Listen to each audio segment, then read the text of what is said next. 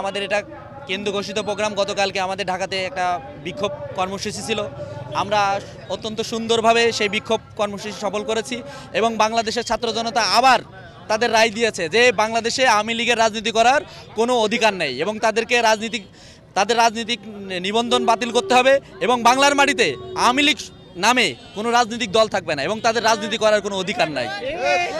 বাংলাদেশে যে গণহত্যা আওয়ামী লীগ সরকার চালিয়েছে, তারপরে বাংলাদেশের তাদের ন্যূনতম অধিকারও নাই রাজনীতি করার। আমরা এনসিপি না, সারা বাংলাদেশের ছাত্র জনতা 5 আগস্ট আওয়ামী লীগের বিরুদ্ধে রায় দিয়ে দিয়েছে যে বাংলার মাটিতে শেখ হাসিনার কোনো ঠাঁই নাই, আওয়ামী লীগের কোনো ঠাঁই নাই।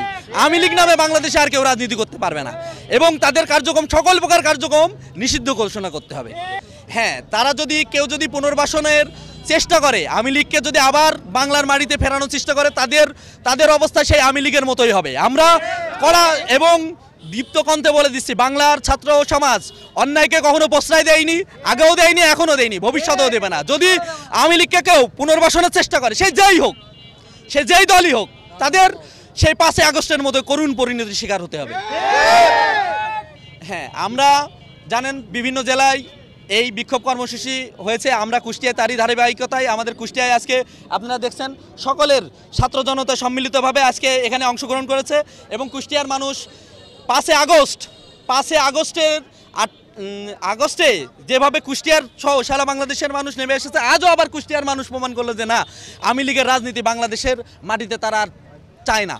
হ্যাঁ, আমরা আওয়ামী লীগকে নিষিদ্ধ না হওয়া পর্যন্ত রাজপথেই থাকবো এবং আমাদের সর্বোচ্চ আমাদের শেষ রক্তবিন্দু থাকা পর্যন্ত আওয়ামী লীগকে বাংলার মাটিতে রাজনীতি করার সুযোগ ইনশাল্লাহ। আমরা আজকে বিক্ষোভ করছি আওয়ামী লীগকে এই দেশ থেকে, রাজনীতি থেকে সরানোর জন্য এবং অবশ্যই যেন আওয়ামী লীগ আর কোনোদিন না আসতে পারে।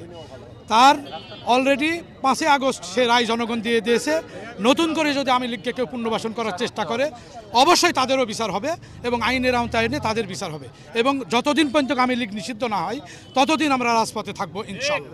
আওয়ামী লীগ তাদের কর্মকাণ্ডে প্রমাণ করেছে তারা অবশ্যই নিষিদ্ধ দল, মানে সন্ত্রাসী একটা দল। এই কারণে আওয়ামী লীগকে নিষিদ্ধ করতে হবে।